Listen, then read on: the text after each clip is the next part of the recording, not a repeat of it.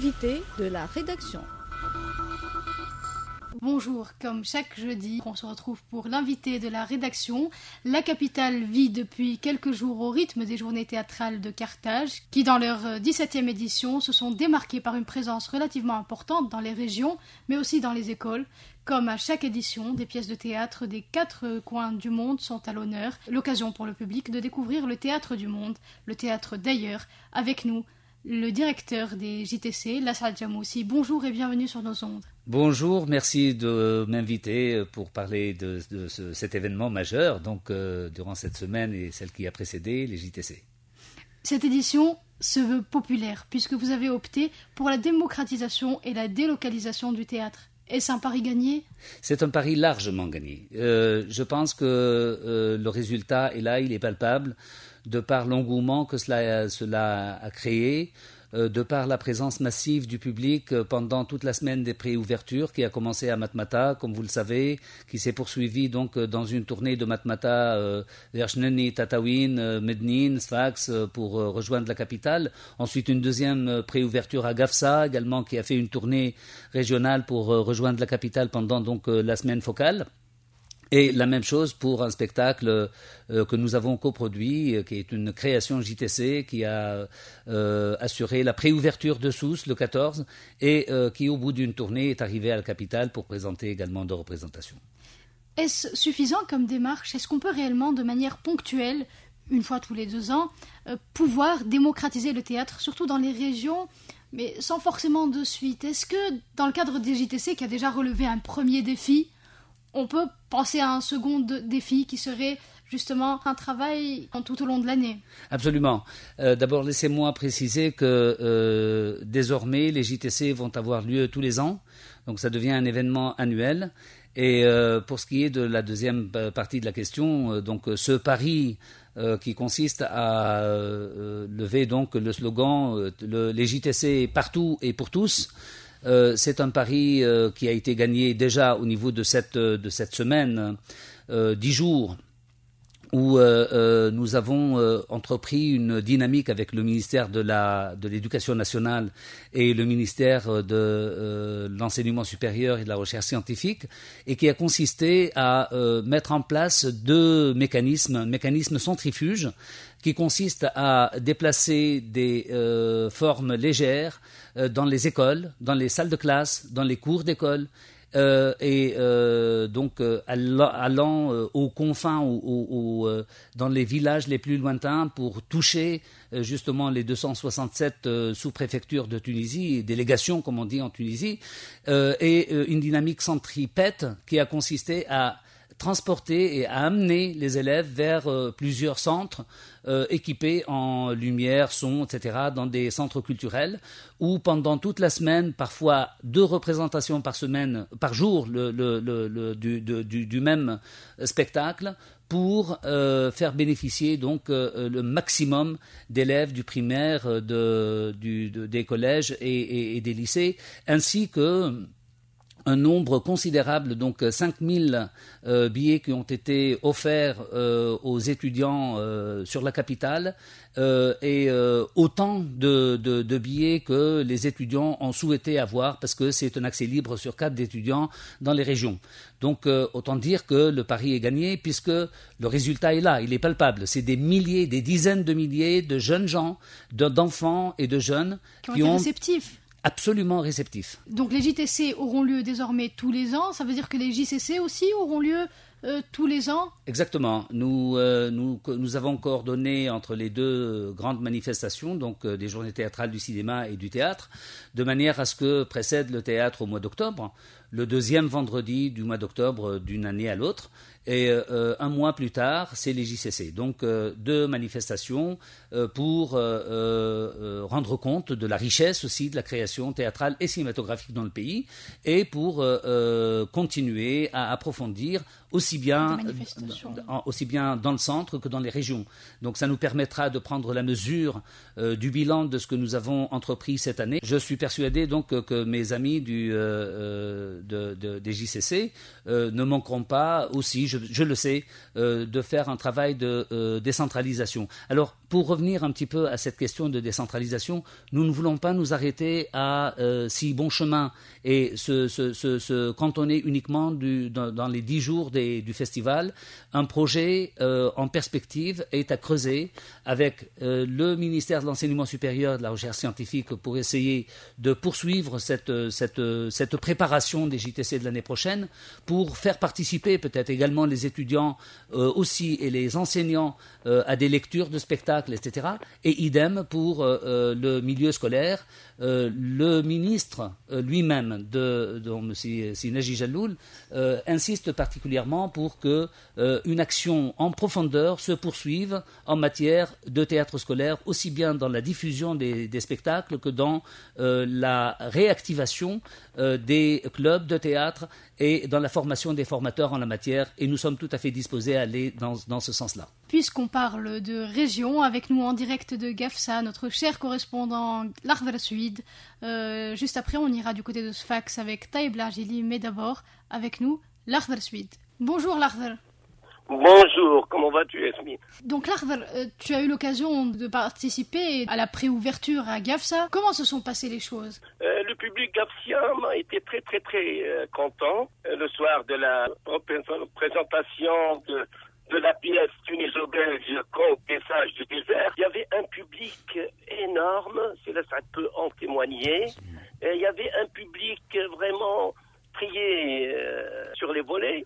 Et puis, on a assisté sagement, et puis avec vraiment beaucoup d'attention à cette pièce. L'Akhdar, est-ce qu'à Gafsa, on a vu un public jeune ou de tout âge? Est-ce que les gens étaient réellement réceptifs? Est-ce qu'il y a eu quelques critiques envers la pièce? Il n'y a pas eu beaucoup de publicités qui ont été faites autour de cette soirée. Malheureusement, le Centre d'art dramatique n'a pas quand même invité beaucoup de gens, et puis on n'a pas fait beaucoup de publicité tout autour. Mais la salle, elle était presque pleine, et c'est la qualité des spectateurs, des enseignants, des étudiants, des artistes en herbe, des artistes chevronnés. Tous étaient un peu de toute façon dans la salle, et ça s'est très très très bien passé. Merci L'Akhdar. Je vous en prie, Yasmine. Allez, au revoir. Donc je reviens vers vous, Lassad Jamouzi. On a parlé justement de région. Je sais qu'aujourd'hui, le théâtre et la vision un peu plus moderne du théâtre ne s'attachent plus tellement au lieu, à la salle.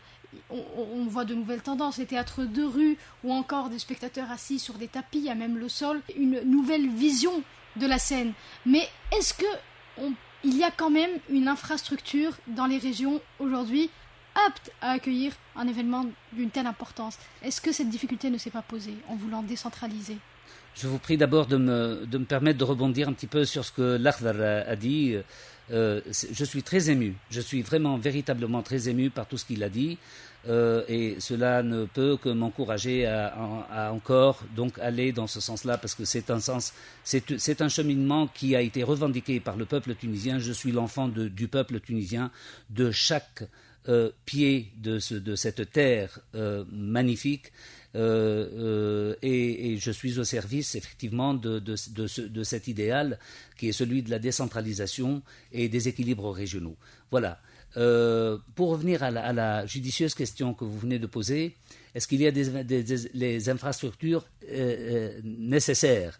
Alors, en termes d'infrastructures, si on pose la question en termes de théâtre frontal avec le quatrième mur, la scène classique, etc., ce qui a été construit par l'État tunisien de l'indépendance, par les efforts de culturalisation et d'injection d'une culture culturante, n'est-ce pas, dans les années 60, aujourd'hui est arrivé à un état de désuétude et de vestitude et de précarité qui nécessite donc véritablement de faire sonner donc les alarmes et de réengager l'État dans la nécessité de trouver au moins un espace par région qui soit capable de recevoir des spectacles de haute qualité, et dans les conditions classiques, avec un plafond technique, avec les équipements. Justement, on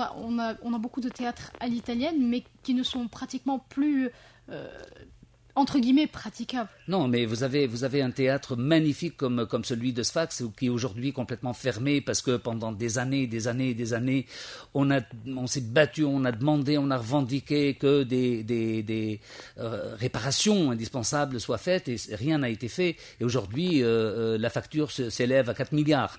Et donc, il y a un effort à faire, surtout si Sfax est appelé l'année prochaine à être capitale culturelle arabe. Mais je dis que même les boîtes qui ont été dernièrement, enfin dans les 10 dernières années construites, comme à Kérouan par exemple, ou ailleurs, ou qui ont été retapées, rénovées, il n'y a pas de plafond technique. Nous n'avons pas de porteuse, nous n'avons pas de perche, nous n'avons pas de treuil, nous n'avons pas de mécanisme pour tirer les rideaux et des mécanismes électriques. Ça ne coûte pas grand-chose par rapport à ce que ça peut apporter comme espoir et comme bien-être et comme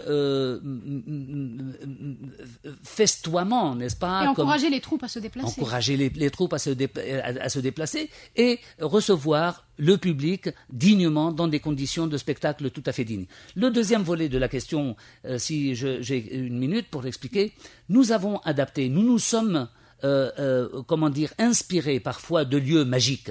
Le théâtre dans le monde entier aujourd'hui se contente aussi, ou se tourne le dos parfois de nouvelles écritures scéniques, de nouvelles écritures dramatiques, tourne le dos complètement au théâtre à l'italienne et à l'espace frontal, etc. Je donne au moins 2 exemples des créations que nous avons menées cette année, des créations JTC. Celui de Matmata a été inspiré essentiellement par la configuration troglodyte de l'espace de l'hôtel Marahla, dans lequel nous avons fait la résidence création, et c'est à partir d'un stage que nous avons mené ensemble avec nos collègues italiens, que j'avais dirigé en direction des enseignants du secondaire et des maîtres d'école, que nous avons eu l'idée de partir de cet espace matriciel et de deux grandes références de la littérature arabe et européenne, qui sont devenues donc universelles, celle de Ghofran de Al-Ma'arri et la Divine Comédie de Dante, de l'oscillation entre le paradis, les espoirs de paradis et les risques de purgatoire et d'antépurgatoire, et actualisée à la situation actuelle de la Méditerranée, avec toutes les souffrances des migrants, avec toutes les souffrances de ceux qui considèrent que l'espoir c'est l'Italie, c'est Lampedusa, etc.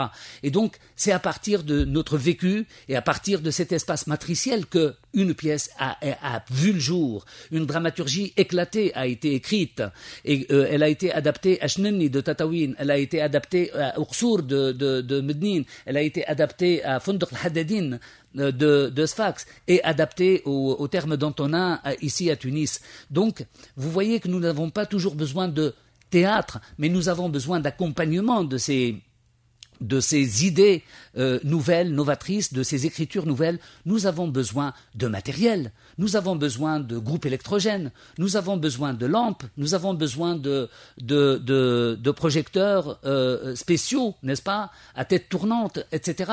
Et tout ce matériel-là nous manque cruellement. Nous avons d'ailleurs vu des pièces avec des décors très simples et non pas simplistes, et qui sont chargés de signification. Absolument. Et vous avez parlé justement de Sfax, et avec nous notre correspondant Taïb Largili. Bonjour. Bonjour, oui. Bonjour Esni. Ce qu'on peut dire, c'est que les amateurs de théâtre à Sfax n'ont pas à se plaindre, dans la mesure où ils ont eu droit à pas moins de 5 représentations, à savoir à l'ouverture la pièce Conte des Sables du désert, une coproduction tuniso-belge le 13 octobre. La même qui était à Gafsa. Bien sûr. Une coproduction tuniso-italienne le 15 octobre. Khati et El-Najah, une coproduction tuniso-arabe le 16 octobre. Puis El Mouahda, pièce pour enfants, c'est une production du Centre des Arts Dramatiques et Scéniques à Sfax le 18 octobre. Et pour ce vendredi 23 octobre, la programmation propose Titanic et Titanic. Alors, donc, on va aborder à présent le côté bilan. Ce qu'on peut dire, c'est que cette expérience de la décentralisation a été bien appréciée aussi bien par le public que par les professionnels à Sfax. Vous savez que Sfax est une ville où la tradition théâtrale est assez bien ancrée. Sur le plan affluence maintenant, la palme revient aux 2 pièces, El Mouahda et Escale 2. Pour les autres pièces, l'affluence a été tout juste moyenne. Pourquoi ? Parce que ce sont des représentations qui ont été programmées en cours de semaine et vous savez qu'en cours de semaine, à Sfax, les études des enfants, c'est sacré. Sur le plan artistique, les professionnels, ils ont apprécié l'apport artistique de certaines représentations. Ils ont vécu, disent-ils, des expériences plus ou moins nouvelles, plus ou moins originales. Ils ont également mis des jugements favorables, surtout vis-à-vis de la pièce El Mouahda, qui a enregistré un franc succès auprès des parents et des enfants parce que c'est une pièce pour enfants. Ces mêmes professionnels ont été également charmés, il faut le dire, par l'originalité et l'innovation qui ont marqué la pièce Escale 32. Pourquoi ? Parce que c'est une représentation qui rompt un peu avec le conformisme.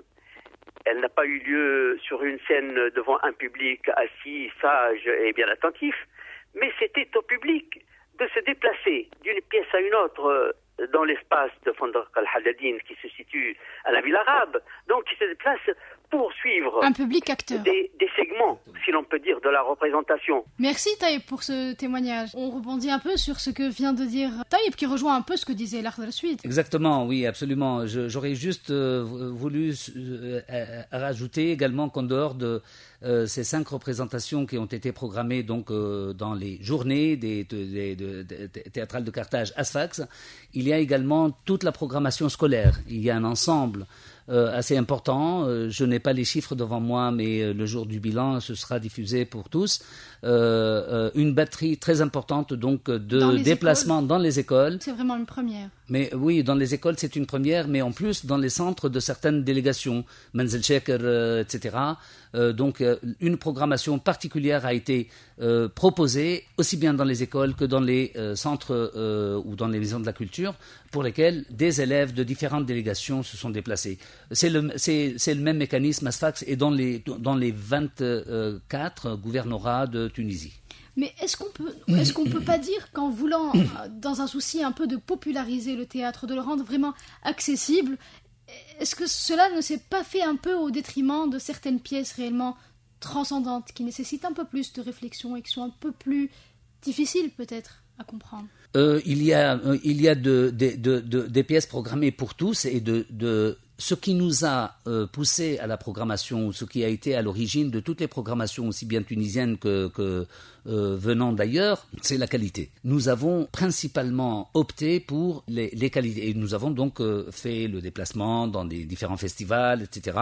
On ne s'est pas contenté de prendre des dossiers, sauf pour quelques pays comme l'Irak où il était très difficile de se déplacer pour aller voir sur place des pièces. Mais pour le reste, pratiquement tout ce que nous avons programmé, ce sont des pièces de très haute qualité, en tout cas qui apportent quelque chose de neuf, de nouveau et qui respire véritablement une nouvelle esthétique et une belle confrontation. Même pour la coproduction que nous avons faite avec la France, où il y a 12 comédiennes et comédiens tunisiens, où nous avons 2 metteurs en scène tunisiens qui sont Hafiz Daou et Aïcha Mbarek, en plus de David Bobé qui vient de France, avec une équipe technique mixte. Nous avons conçu entièrement un espace théâtral quadrifrontal avec un plateau de 22 mètres sur 7 ou 9 mètres, je pense que c'est 9 mètres en fait, 22 sur 9, et cet espace-là est aujourd'hui déplacé au KEF pour assurer la clôture du festival et pour aller dans le sens de la décentralisation. Voilà donc, et les centres dramatiques régionaux, comme le KEF, comme celui de Mednine, comme celui de Gafsa, ont été des partenaires privilégiés dans la création de ces coproductions. Donc voilà, il y a de tout pour tous, il y a des formes légères, des formes légères. Vous savez, un conteur, ça fait partie des arts voisins du théâtre. Et c'est peut-être l'élément primitif de toute théâtralité. Je dis primitif dans le sens positif du terme, bien entendu. Il n'y a pas une réelle mise en scène. Si, il y a de la mise en scène. il y a de la Elle est mise en moins scène. évidente. C'est pas la même chose que pour un monodrame, c'est pas la même chose que pour une pièce à personnage, etc. Mais dans un conte, un conteur est capable de susciter, de créer l'imaginaire autour de lui, et tu as l'impression véritablement de vivre. Voir un décor. Et c'est une autre manière de susciter et d'activer l'imagination chez les jeunes. Les marionnettistes, pareil, le théâtre d'objets, etc. Donc des formes les plus légères aux formes les plus complexes. Nous avons effectivement traversé en quelque sorte différentes esthétiques dans le sens de la diversité indispensable et pour offrir la possibilité de la plus grande découverte au public et aux spécialistes. En parlant de diversité justement, on a vu, et c'est ce qui fait le charme des JTC, des pièces venues de tous bords, des pays aux situations très différentes, comme l'Égypte, l'Irak, la France, la Belgique, la Tunisie. Enfin, comment peut-on qualifier le théâtre tunisien post-révolutionnaire au milieu de tout ça ? Alors, il faudrait peut-être ajouter également 2 pays qui ont participé et qui n'ont pas l'habitude de participer. D'abord, le Danemark, avec une pièce particulièrement intéressante, Barcode, et le Japon, avec une pièce futuriste, d'une écriture extrêmement folle et nouvelle et novatrice, intitulée Huis clos. Donc là encore, nous les avons choisis en nous déplaçant pour les visionner, etc.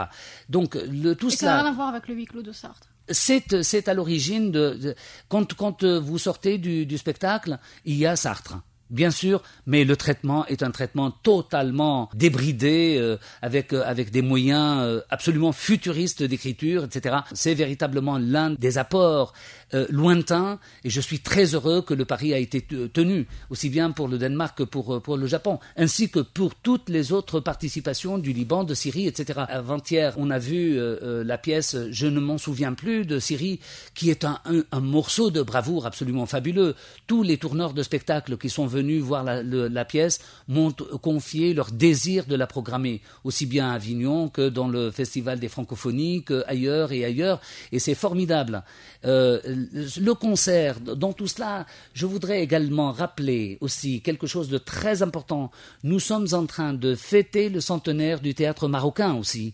Le centenaire du théâtre marocain, avec 5 pièces qui ont été proposées par nos partenaires donc du ministère de la Culture marocaine, que je remercie, une délégation très importante de personnalités marocaines, de critiques de théâtre, de personnalités théâtrales, en plus des 5 troupes qui se sont déplacées. Nous avons également invité nous-mêmes une troupe qui s'est produite ici, et sans compter donc ou sans oublier la participation marocaine dans la création tuniso-arabe des Péchés du succès signée par Malim Bousselmi. Voilà donc, dans tout cela, le théâtre tunisien offre toute la diversité de la théâtralité, des nouvelles écritures, de ce que des jeunes ont été capables d'apporter comme fraîcheur, comme nouveauté, comme imagination, et comme rupture peut-être aussi avec les pères fondateurs. Et ça, c'est important. C'est très important. Est-ce qu'on peut dire que la situation politique et économique de ces pays, comme on disait tout à l'heure, aux situations vraiment très différentes, qui participent à cette édition, ont influencé les metteurs en scène et les thèmes choisis. Laila Toubel, par exemple, pour Solwen en Tunisie, en est le parfait exemple pour cette pièce somptueuse. Oui, absolument. Donc, vous savez que le festival se réalise cette année sous le label Théâtre et Droits Humains.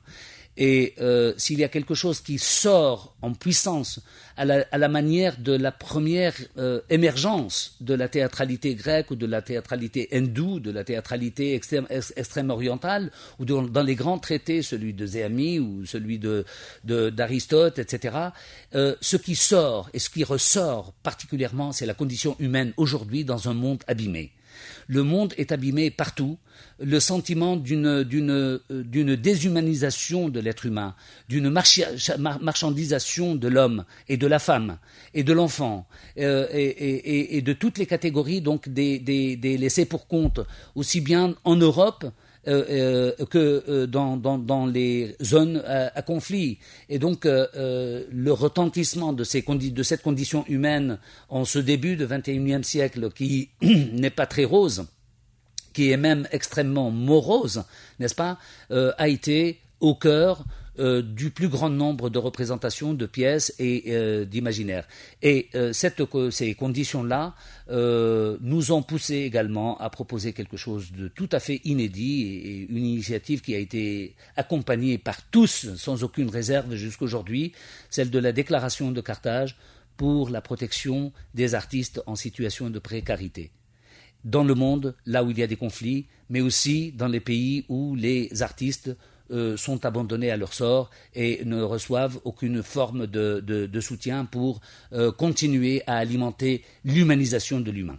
Cette année, c'est quand même la première édition où un grand homme de théâtre tunisien est absent, du moins physiquement.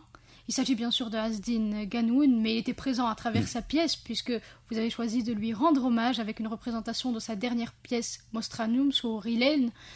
Qu'a laissé Azdine Ganoun en héritage au JTC, au-delà de ses pièces? C'est très difficile d'en parler.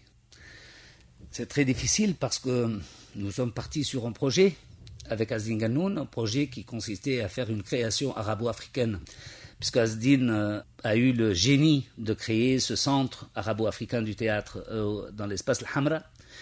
Et comme les JTC ont cette vocation de carrefour du théâtre africain et arabe, excusez-moi, je suis un peu ému. C'est vrai que c'est une vive émotion de perdre un grand homme de théâtre. Je pense que la Tunisie et le monde du théâtre n'a pas encore réellement fait son deuil de cette perte terrible. Oui, c'est une perte, absolument. J'ai envie de dire que nous étions sur un grand projet arabo-africain justement. Nous étions partis sur toutes les coproductions, toutes les créations signées, donc JTC 2015, les 4. Il y avait une 4e qui n'a pas eu lieu, qui a été remplacée, tuniso-arabe. Mais à l'origine, on était une semaine avant son décès, on avait mis sur pied toute la stratégie de la création, toute la stratégie parce que c'était écrit, parce que les personnages ont été choisis, parce que les comédiens qui ont été formés dans le centre arabo-africain ont été pressentis. Ils ont donné leur disponibilité pour un timeline de résidence-création en Tunisie, parce qu'on a commencé à penser, est-ce qu'on va les loger dans une maison qu'on loue ou dans des hôtels? Parce qu'on a commencé à envisager un petit peu les sources financières de cette coproduction, et parce que nous voulions que cette coproduction fasse l'ouverture des JTC 2015. On ne l'a pas fait, mais on le fera l'année prochaine. Si cette équipe est maintenue, et même si mon équipe n'est pas maintenue, parmi les revendications, les recommandations que je ferai dans la continuité de ces JTC, c'est véritablement de réaliser ce rêve commun qui a été écrit partiellement donc au niveau dramaturgique et au niveau de la conception, et qui place les spectateurs autour d'un radeau où il y a des Africains, des Syriens, des Arabes, des Libanais, des Tunisiens qui rêvent de ce départ ailleurs. C'est une sorte de pirogue donc qui naviguera certainement, je l'espère, à l'ouverture des JTC 2016. À 2 jours de la fin des JTC, Lassad Jammoussi, directeur des JTC, était avec nous. Merci de votre présence. Merci infiniment Yasmine, et merci à vos auditeurs. Vive la Tunisie et vive les Tunisiens qui ont eu donc ce mérite insigne de recevoir le prix Nobel de la paix. Nous sommes les porteurs de la paix dans ce monde, comme nous avons été les agitateurs de ces quelques dernières années, les agitateurs politiques, les agitateurs culturels, parce qu'il s'agit d'une culture, d'une civilisation que nous avons bâtie, que nous savons bâtir et que nous bâtirons dans le devenir d'une transition démocratique, et dans la diversité, dans l'entente et dans la joie et dans la culture culturante. Merci. Vous retrouverez l'invité de la rédaction la semaine prochaine, même jour, même heure. Au revoir. L'invité de la rédaction.